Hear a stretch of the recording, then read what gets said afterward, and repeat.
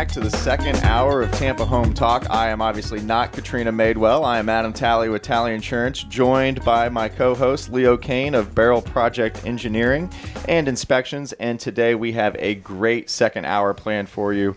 And it's all about the mistakes that people can make when they try to do it themselves on a website or anything else like that. So we have some digital marketing experts in the house with us today. Joined with us is Kevin and Brandon Tedlaska-Dietzik of BKN Creative, and we also have Stephen Trevathan of ArcLight Interactive joining us today. So welcome, guys. Thanks for having us. Yep, thanks for having us on the show. Awesome. So let's start with you, you guys, Kevin and Brandon. Give us a little background on yourselves.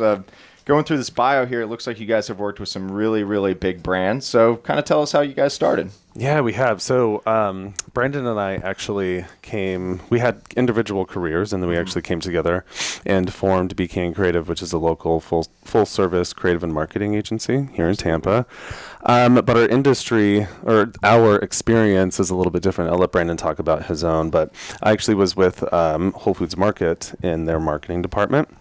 Wow. In New York City for quite some time, and ran some stores there, which was exciting as well. So really that kind of retail marketing experience, which was full scale as well. Mm-hmm.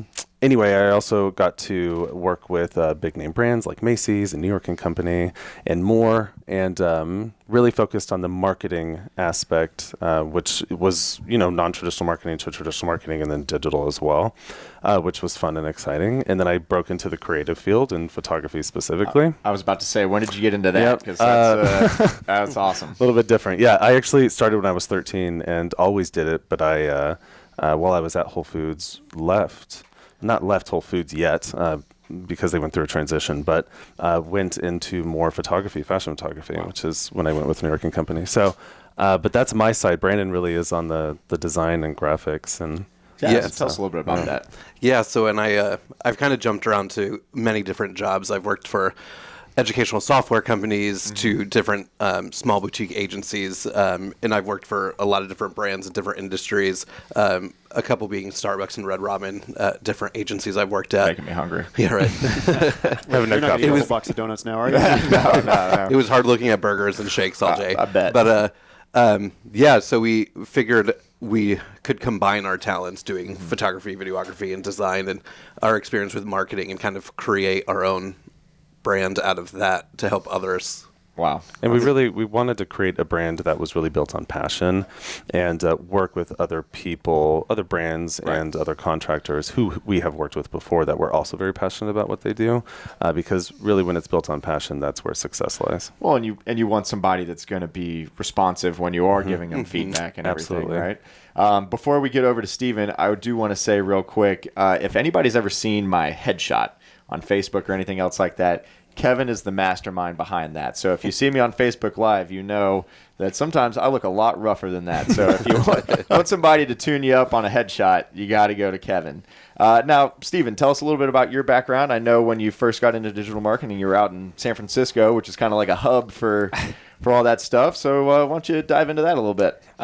So I had an opportunity to work with my mentor at the time in mm-hmm. San Francisco, and my background is primarily with inbound marketing campaigns with a focus on search engine optimization. Okay. So, over the course of, almost 8 years now, have worked with a variety of different businesses and different industries. And, lately, my focus has been helping, local businesses here in Tampa with their local SEO. Depending on the project, it also involves some social media marketing, mm-hmm. email marketing, but I always come back to SEO, and so it's one thing I'm excited to talk about. So SEO, for those listening at home, explain that a little bit. So search engine optimization. So essentially, what we're talking about is helping your business rank for the keywords that you want to rank for online when people are searching. So you mean if somebody wants home insurance, they're not typing in Talley Insurance to find me? Well, yeah. So I mean, obviously, that's still a part. That's they listen to the show. They are right. And and that's kind of that's where you want to start. I mean, if your business isn't showing up in search when people are actually looking for your business name, that's a serious problem. But I help businesses take that next step after that too. That's awesome. So today we're talking about the mistakes that people make when they try to do it themselves, right? Because I'm not in this position because I know I don't know anything about all this, so I have to go to an expert like you guys. But a lot of people, they're like, oh, I know how to build a website, and they just go out there and do it. So I'll start on this side. Well, nobody can see us right now, so I'll start with Kevin and Brandon. Well, we do have the video. We do have a good video. We have so a YouTube channel. So when we're on YouTube, they'll get to see all of our hand gestures here. we should make a Twitch channel for this, too. I would love it. That's not going to be for me because I'm not the expert on any of that. Let's start with you guys, especially when it comes to like building a website. What's the mistake that you have to correct first when you bring them on? Oh man, I guess the very, very, very first thing that we have to correct is a site title tag, which actually plays into SEO. Mm-hmm. What's a site title tag? So your site title tag, when you go to Google and you type in, let's say your business name. So if you type in BK and Creative, mm-hmm. and only BK and Creative comes up, and there's literally just says BK and Creative, and there's nothing that follows that. That's a miss for SEO. Okay. And so realistically, it should say BK and Creative, Tampa Creative Marketing. So it adds that SEO value into it. And every website should have a site title tag, and a lot of them don't. Speaking of titles, so our website does it, and I don't know how, but it's awesome. But when you click on it and you're looking at the HTTPS:// next to our icon is different. Our icon's actually our logo. That's a favicon. Yep.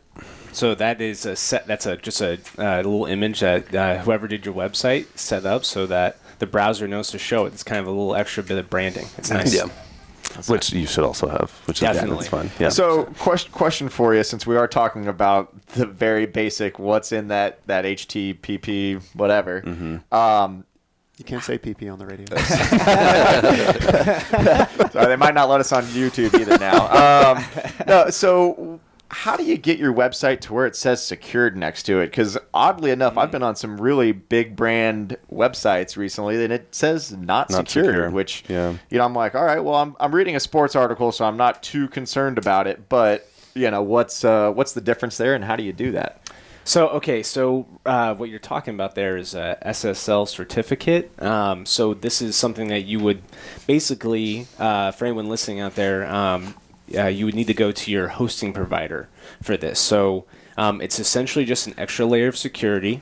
Wait a second. You guys do my website. You're not the tech guy? You don't also do my computers? I love that you're bringing this up because this is what I get all the time. Just like with any industry, digital marketing is getting so complex.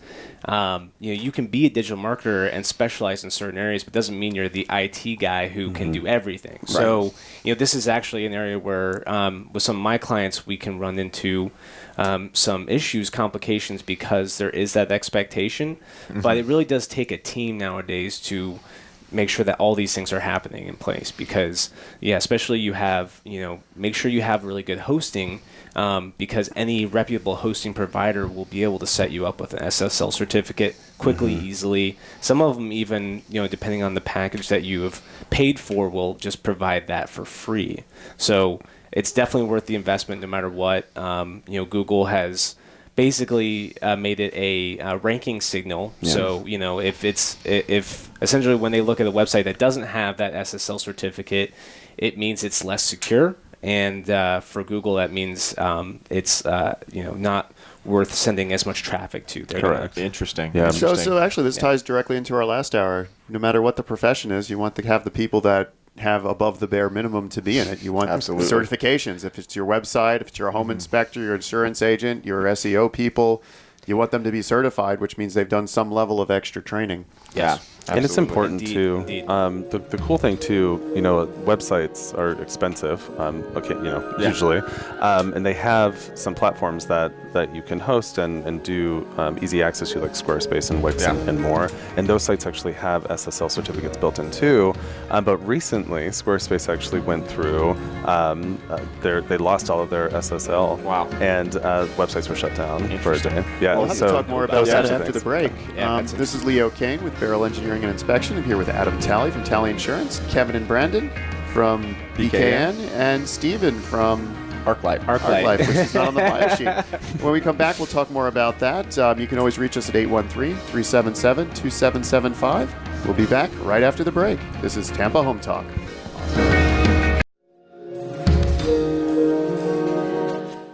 Well, good morning. Welcome back. This is Tampa Home Talk. I'm Leo Cannyn with Beryl Engineering and Inspection, joined with my co-host, Adam Talley from Talley Insurance. We have Kevin and Brandon from BKN Creative, and we have Steven from ArcLight. Full house, full house. We even have a secret person in the back on her phone the entire time, which I could only imagine is doing some kind of social media. That or she's looking up dresses on Rent the Runway. But speaking of websites, you guys talk a lot about something called The Fold, or the top thing. Above the fold? Above the fold. Yep. I have no idea what that means. But there's like, oh, your fold is like not doing well today. Huh? That sounds interesting. Do I need to pleat something? So talk a little bit about this fold, why it's important, and why SEO companies seem to focus so much on that. Well, just to kick things off, above the fold means that when you land on the website, everything that you can immediately see without scrolling down is above the fold. And so when people are getting focused on that, really what the concept is that when you're talking about user experience, if I'm visiting a website for the first time, you want to make it really clear from the get-go, what your website's about. You want to give people that option to take an action too. So, you tend to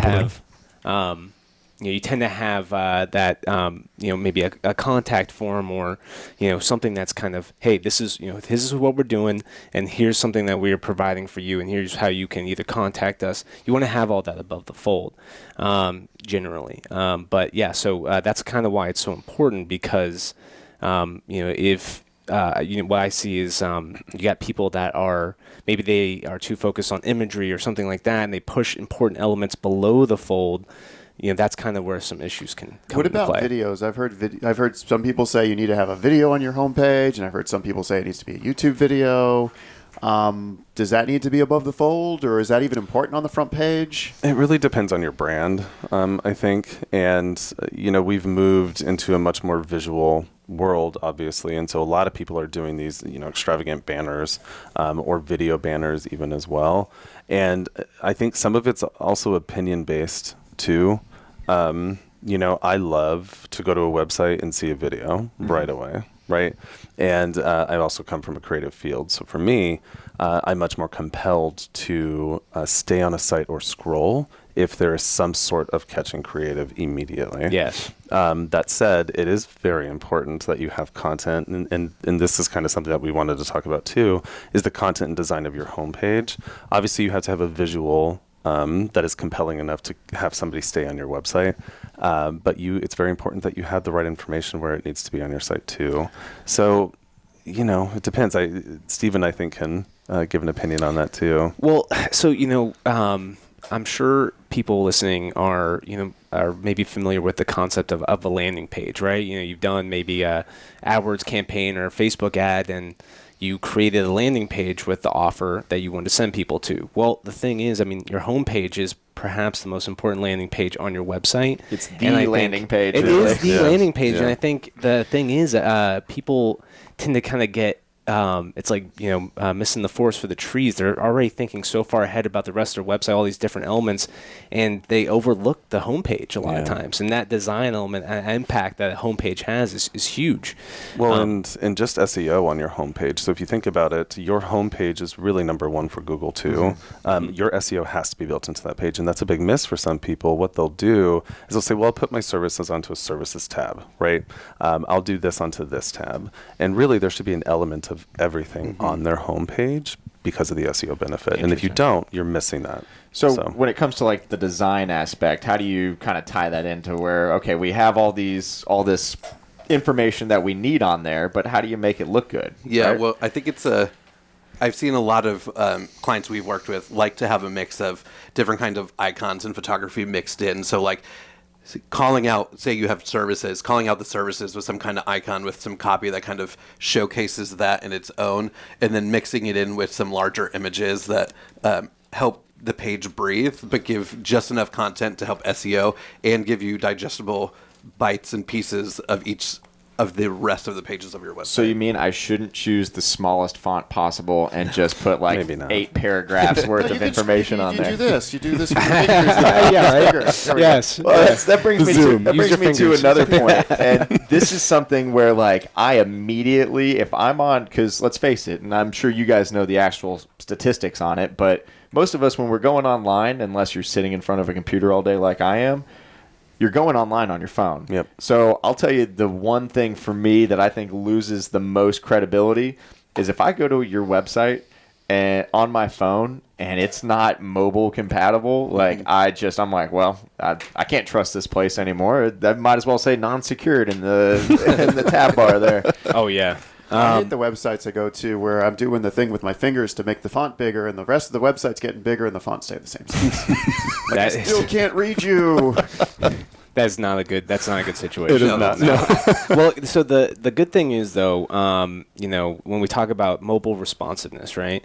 A lot of the most popular content management systems. So, if anyone's got a website on WordPress, right? That's probably the most popular content management system in the world. Yep. Most themes, so the design element, what you're seeing when you're interacting with the website, that interface is presented through a theme, basically, right? So most themes nowadays are mobile compatible. They're already responsive.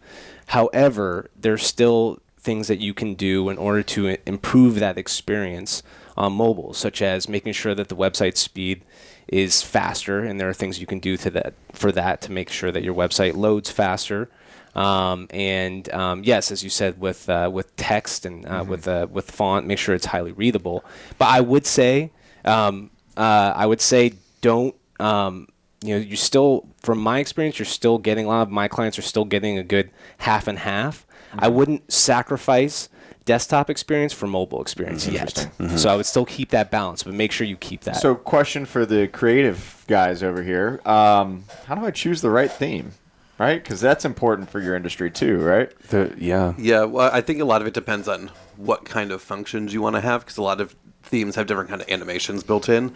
And if you want to add animation, you kind of want to tailor the theme you pick to what you visually like. And then we can take that and customize it and make things look like your branding in your color scheme and your fonts and all that. And if you think about it, your theme it's just your platform to start, right? Right. And so you're still developing a site based on your business and your industry. And so the theme is really just there for you to get started with it.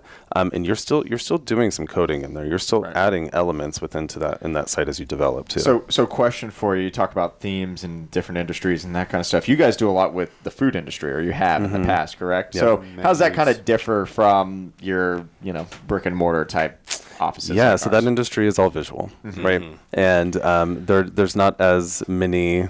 There's a lot of keywords that go into play in the food industry as well, but it is visually heavy. Right. And so if you go to a restaurant site and it pulls up, and you see this amazing, sick video that's been done, you want to go there immediately. Yeah. And so you'll forego some more of that website. However, there still needs to be that website SEO built in there too. From a restaurant standpoint, the casual, and I've read this also because I guess I'm not alone, but when I go to a restaurant website, I want the menu to be the fastest, easiest thing to find. Yes, I was just going to say it's that. just like- That's like the most Completely agree. infuriating thing. It's if like, you how try do to I go to a find your menu? Well, what's infuriating to me, it's kind of like if it's not mobile friendly. It's if I try to go see your menu and it's just a picture of your regular paper menu. I'll That's at take your that as place. long as I can scroll in and it's readable. Ooh, I will not take that. Yeah, I invest in refuse. something I refuse. creative. even The with interesting thing, though, with the social industry, social media, is most people actually go to social media first before a website for the food industry, which is Really? interesting. Yeah. Wow. Sorry, what were I think you were going to say something. No, I was going to bring it back to the menu aspect. Even something like that, having an image of your menu on your website doesn't do anything for SEO. That's true. So even those keywords about, some restaurants have items that have specific names to them, you want to have that name be readable through Google. Yes. Yeah. So, 100%. and I think this is important to talk about too, and we'll kind of bounce around today, but you just talked about pictures and images, right? And that's important, and I would think probably one of the main mistakes, and we can even tie this back into real estate, where people that it's a FSBO, a for sale by owner, and they're putting their own stuff on Zillow.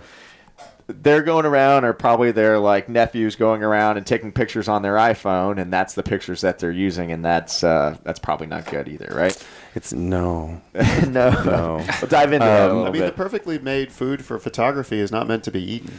That's true. And it's not. It's usually not. Yeah, toothpicks to hold up the lettuce. Well, we're talking your eyeliner full to make website, grill too. marks, all this stuff. Yeah. I've read those studies. It's a whole stylized shoot. It's hours where you're spending with that too. Interesting. So, Well, let's dive into. We're about to hit a break here, but when we come back, let's dive into headshots and photos and video and things that people can't do on their own, really, because they don't have the technology for it. So when we come back, we're going to hear more from Stephen with ArcLight Interactive and Kevin and Brandon Tedlaska-Dietzick with BK and Creative. Yeah, and when you want to get a hold of us for any SEO development, new website, new headshot, digital marketing, you can text any of those words to 813-377-2775. That's 813-377-2775.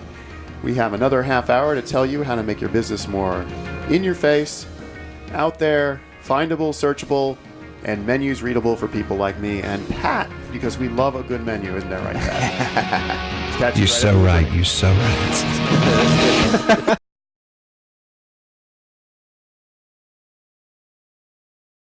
And welcome back to Tampa Home Talk. This is Adam Talley with Talley Insurance, joined by my co-host Leo Cannyn of Beryl Project Engineering and Inspections, and we have some very special guests today, some digital marketing experts. We have Kevin and Brandon Tedlaska-Dietzick with BK and Creative, and then we have Stephen Trevathan with ArcLight Interactive. And before we left, we were talking about photos, videos, that type of stuff, and how it's important The highest resolution to photo see a ever. professional. And yeah, during the break, they were talking quality. way over my head on load speeds and high res and everything else. So why don't you guys dive in, and we'll take it from there. yeah, since you mentioned load speeds, Stephen earlier was talking about your website loading, and I wanted to interject real quick. Just a lot of times people will put imagery onto their website that is way too large, and the DPI, or the resolution, is just too big. So question for you. So Yeah. load speed. So that means I shouldn't always blame Spectrum when my internet doesn't load properly. Do that first, Okay. and then second. Okay. Fair enough. No, there's a lot of times if you're scrolling on a website and you're like, what is happening right now? That is, an image is way too large. And so if you think about it, like, your resolution only needs to be 72 DPI, which is a lower res image that's displayed for web.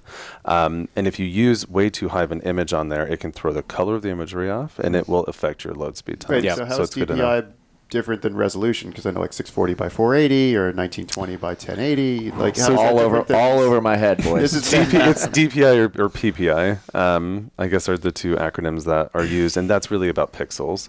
And that's really what that means. The size of it is also a portion of that. So if you have a 5,000 by 5,000 image, which that's the pixel size, but if you're shrinking that, you're lowering that resolution. But then the display is also. So I can on that change too. from 1080 to 640, but I can keep the same DPI. So video is different. Anyway, so the moral of that story is don't put such a large image on web Yes. because it doesn't need to be there. So Yes. coming to a professional like you guys for your video, for your photography, you guys kind of scale everything and do it for them, obviously? Yeah. So for us specifically, a lot of times, our clients will want to use their headshot for LinkedIn, and LinkedIn, you cannot put a high-res photo on your profile picture. If you do, it's really muted and high contrast, and sometimes they'll be like, "Yeah, sorry, the image is too large." But if you can post on there, it just won't look good. So you always want to save out for web and on a much lower. I'm going to have to check my own Website. LinkedIn. I Yeah, don't know yours what is I fine, use. I think. Okay. Yeah. Awesome. I- You do my I headshots always- so I bad, always I need check you to- I think you made the right adjustments. That makes sense. I really don't want to see people in their real life, crystal clear clarity, high resolution, Yeah. close up. Yeah. I don't want to see myself close up. I don't want to, Depends on your skin routine, right? You know? Totally. especially with this lighting. Yeah, no, it's bright. It's Can't look at certainly the bright. light when I All the lighting's nice. So let's talk about you kind of touched on it with a headshot. Let's talk about the power of a headshot. Yeah, so again, we're living in a completely visual world, and so your first introduction to people is really your headshot. And surprisingly, a lot of people will judge you based off that immediately. And so if you have your spring break photo on your LinkedIn page, people are like, okay. So take the beer funnel out of the... Unfortunately, yes. We're not there yet. Was this with like passports? Like when you're entering a new country, the first thing they ask for before they even look at you, they're like, "Give me your passport." And they're looking at your headshot in there. Yeah, they do. That's an awful example, but those are like mugshot photos. Announcers, they want to see your driver's license. I mean, we're always looking at headshots. For It's very true. It's very This is true. your supposed best. Okay. Totally. Well, and here's the thing: potential employers, they're going to your social media, they're going to your LinkedIn sites, they're looking at what you invest in, right?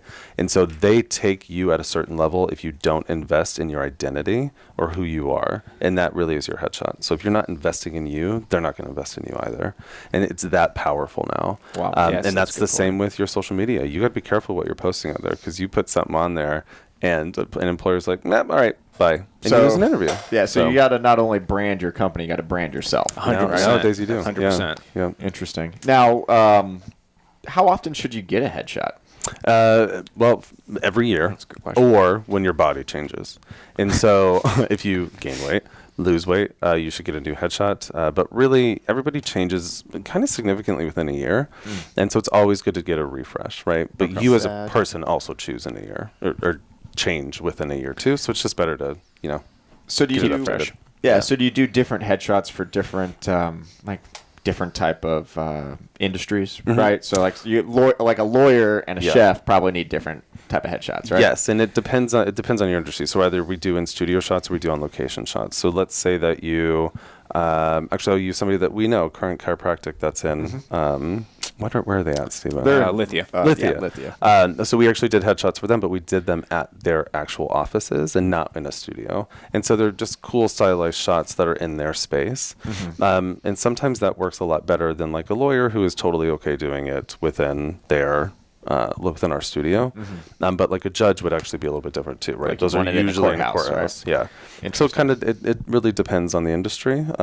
But we also do in studio and we do in studio shots, but we do personality headshots and just business professional too. I love it. Yeah, those personality headshots are great. Yeah. I'm actually a little jealous here because you've done, now for those listening at home, you've done my headshot. You've also done Steven's Yes, I headshot. have, yeah. Best I'm a one little- I've ever had. Yeah, it's best. Same here, right? It's true. But the thing I'm a little jealous of is, I had to wear a shirt, tie, You had my did, jacket I on, the know. whole deal. Steven's over here relaxed, having a good time, wearing a t-shirt. did some fun It's the stylized personality headshot. Totally. Yeah. That's my personality. I'm Totally. all laid back. We didn't get to do that with you, unfortunately, but that most of our clients we do that with them, and it's always super awkward, but it's so fun. It starts awkward and then it's super fun. Yes. Yeah. And that's why we get such great stuff, because it's authentic. Okay, so now we've built our personal brand. How do we brand ourselves appropriately with our website and with everything else, right? So dive into that a little bit, because you're the design guy over here, right? So everything with your brand should be cohesive. Everything from your logo to your colors to your business cards, your website, everything needs to have its own set guidelines. Yes.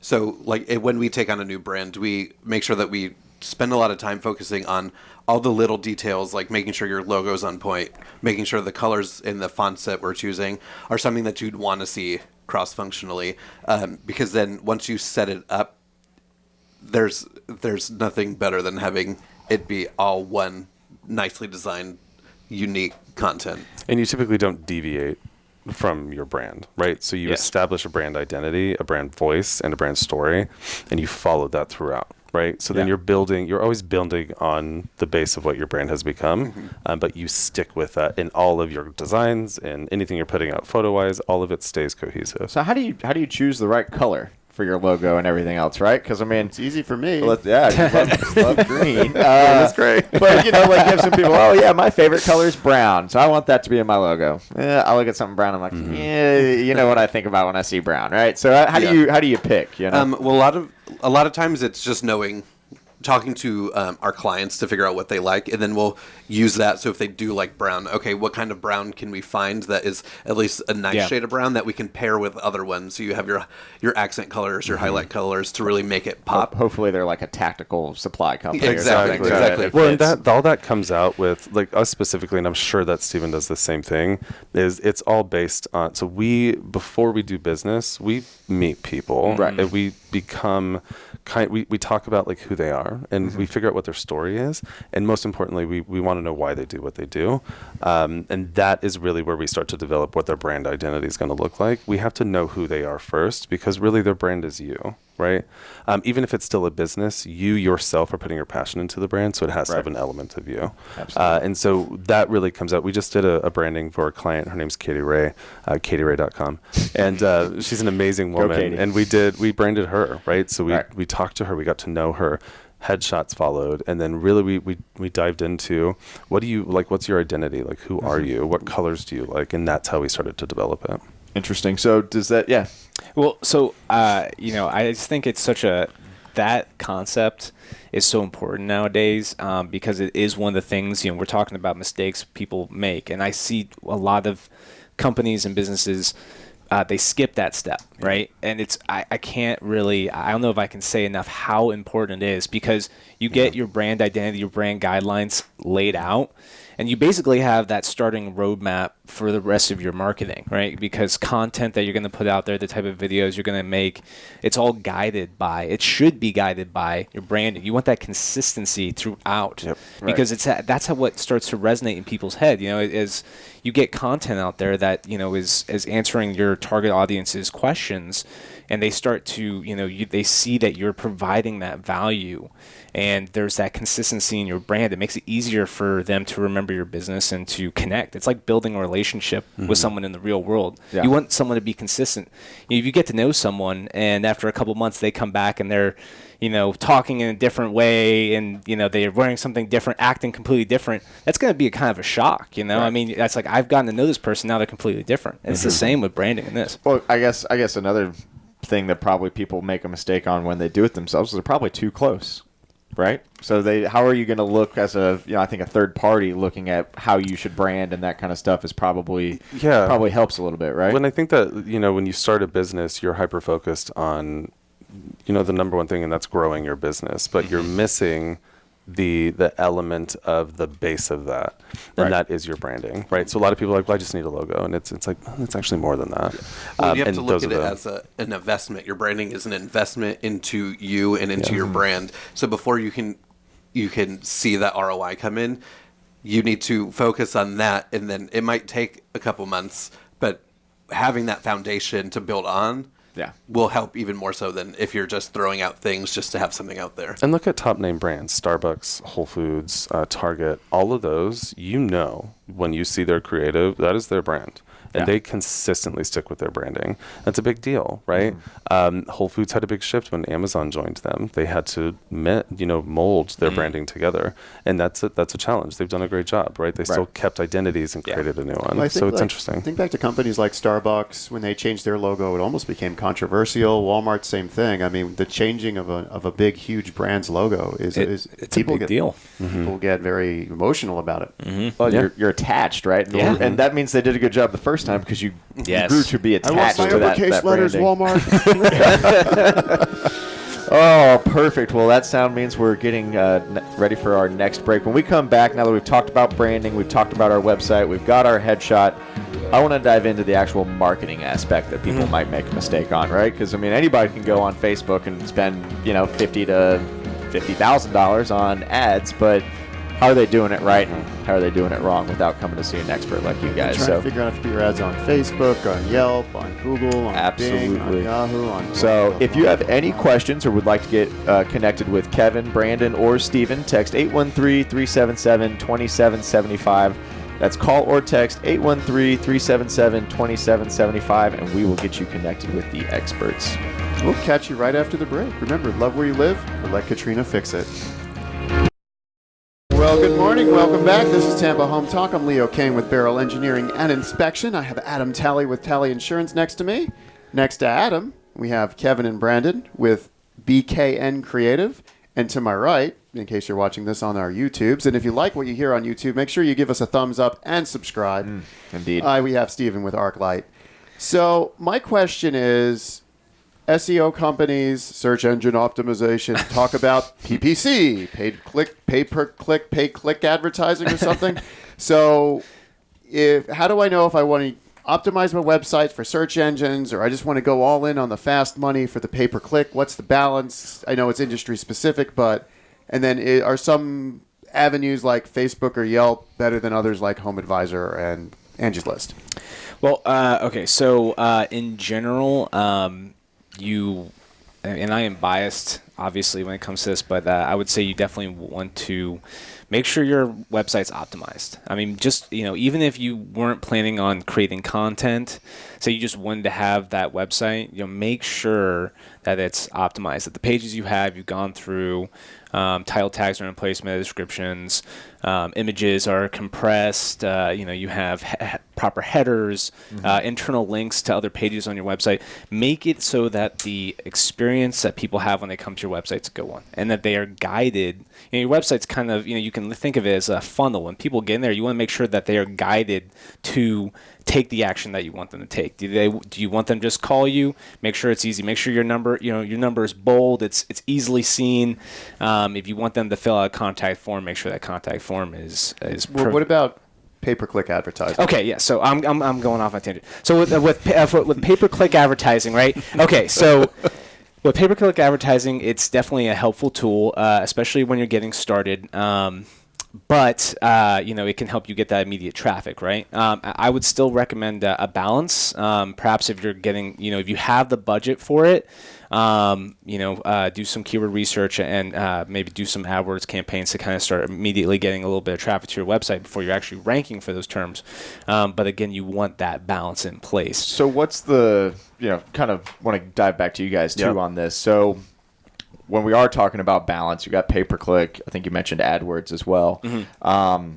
What about Facebook? I feel like a lot of people want to advertise on Facebook. It's easy. They throw you $5 every month. Say, hey, come back to it. It's super easy. I am not a fan of Facebook ads at all. And reason being, what do you do when you see a Facebook ad?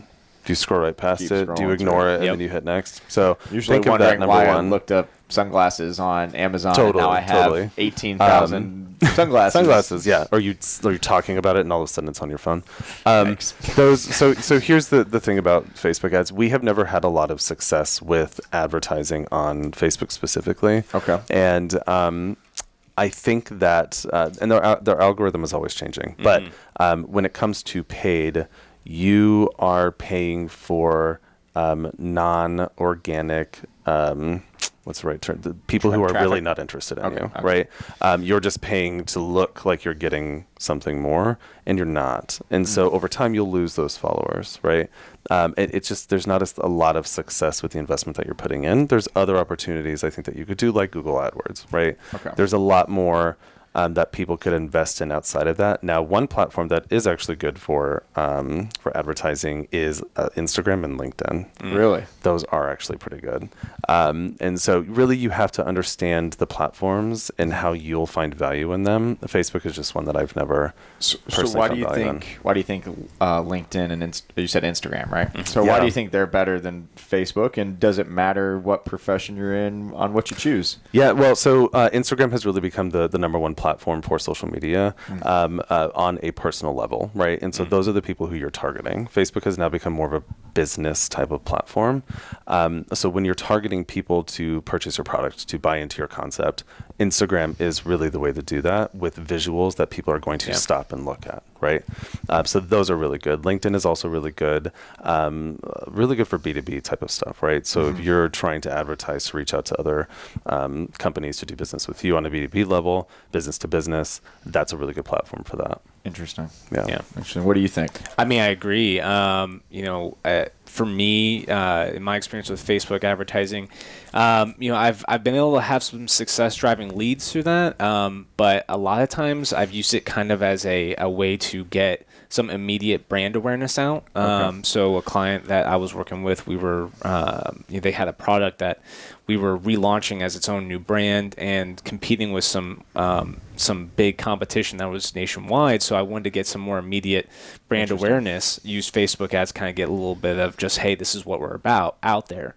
But, with LinkedIn, the interesting thing is they actually just made it so that if you're thinking about doing LinkedIn advertising for the first time and you're doing it on your own, they've made it so that you can actually go in and now see, if you find a competitor on there, you can actually see what they've been doing with their ads, which I think is really cool. Facebook does that as well, but it's kind of in that push for transparency that you're seeing a lot of these platforms. Everybody has some antitrust issues coming up here. Hey, it's a good thing because the more you can research your competition, the better. So do you guys think it's best to do a little bit of everything, or do you think hyper focused on one thing is the way to go? I think you need to test it out for a hot minute. Like maybe throw $20 at a Facebook ad and see how measure your success on that. Do it on Instagram for a hot minute. Do it, especially in your industry. Angie's List. How long is hot, right? Yeah. Anyway, so I think it really and having. Love you and hate you. Having a company actually help you do that research for you, because a lot of it is also your target audience. LinkedIn might not be for you, but Instagram really might be for you. So it really depends on talking to somebody like Steven or Brandon and I to really determine what's best for your business. Absolutely.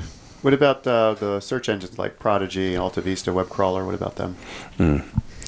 I don't even really think about that much. So, I would say, I would say, look, if you're here's the thing, to just boil it down. Again, going back to saying, optimize your website and take the time. Kevin just mentioned knowing your audience, and I think I kind of wrote that down before coming on as one of the mistakes I see a lot of businesses make is they feel they understand their audience, but not many go through the actual steps to really, come up with just an example of who your target audience member is, and really go through that research and know who market you're going research. after. Market research, do it. It's worth the investment. Well, that sound means that we are just about seconds. out of time here. 50 seconds So left, Adam. again, if you have any questions, if you want your headshot done, right, or any questions about your website, advertising, anything else like that, and you want to get connected to our experts here, text 813-377-2775. Ask for Kevin, ask for Brandon, ask for Steven. If you want that home inspection, make sure you're going to Leo. And obviously, I'm here to help you with all of your insurance needs. And do any of you guys have any parting words of wisdom for us today? 10 seconds. Last 10 thanks for having us. Yeah. Follow us on social media, Became Creative, and thank you. Yeah, thanks for having Thumbs us up on. and subscribe. Thumbs up and subscribe. This is Leo Cannyn. Remember, love where you live, or let Katrina fix it. We'll see you next week. Have a great weekend.